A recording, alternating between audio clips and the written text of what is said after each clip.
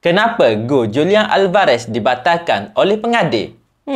Jawapannya kerana dia telah melakukan double touch atau dua sentuhan. Alvarez tergelincir ketika ingin melakukan sepakan penalti yang membuatkan kaki kirinya mengenai bola terlebih dahulu sebelum menendang bola dengan kaki kanannya.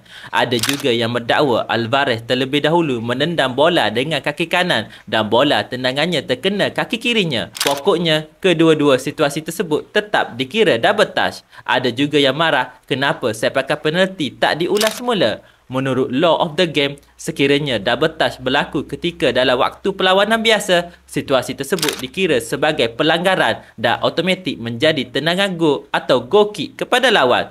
Tapi jika berlaku ketika penentuan sepakan penalti, automatik penalti tersebut dikira miss atau gagal. Oleh itu, tiada istilah penalti perlu diulang sekiranya berlaku double touch. Sebab itu, Alvarez, pemain Atletico Madrid yang lain dan juga pengurus mereka sendiri tidak membantah keputusan pengadil. Tambahan pula, bola yang digunakan dalam saingan Liga Juara-Juara amatlah canggih di mana dalam satu saat bola tersebut boleh mengesan 500 sentuhan.